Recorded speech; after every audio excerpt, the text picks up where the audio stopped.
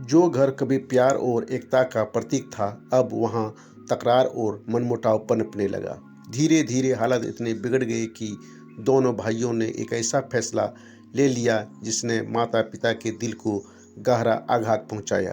क्या बेटों का यह कठोर निर्णय परिवार को हमेशा के लिए तोड़ देगा, या फिर कोई ऐसा मोड़ आएगा जहां रिश्तों की गरिमा बच सकेगी? अब आगे। गांव के बुजुर्ग ठाकुर रामलाल के दो बेटे थे, रघु और मोहन। दोनों की शादी हो चुकी थी और अब वे अपने अपने परिवार में व्यस्त रहने लगे थे। समय के साथ दोनों भाइयों के बीच खटपट बढ़ती गई और बात इतनी बिगड़ गई कि उन्होंने घर के साथ साथ माता पिता का भी बंटवारा करने की ठान ली।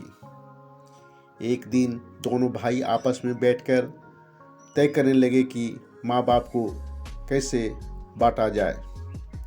रघु बोला, पिताजी को मैं अपने साथ रखूँगा क्योंकि वे खेतों के काम में निपुण हैं और मुझे उनकी मदद की ज़रूरत है।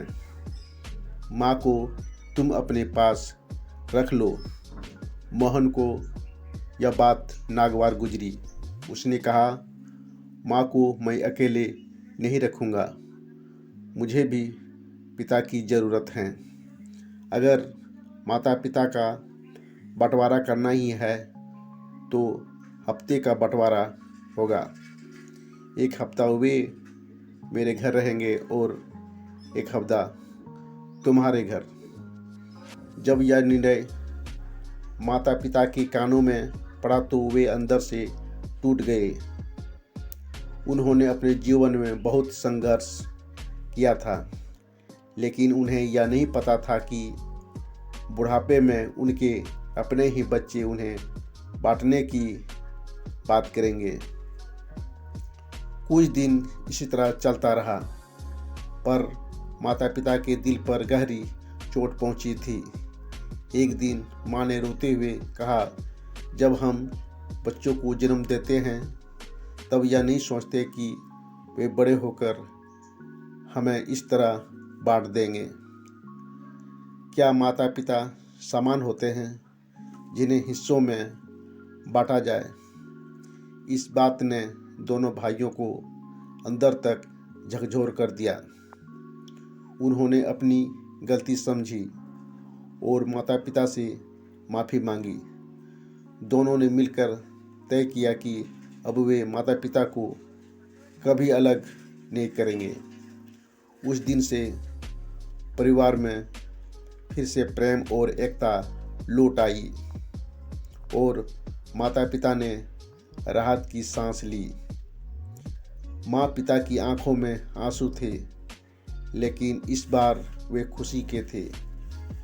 उन्होंने अपने बेटे को गले लगा लिया और बरसों बाद उन्हें फिर से वही प्यार और अपनापन महसूस हुआ जो उन्होंने बचपन में दिया था।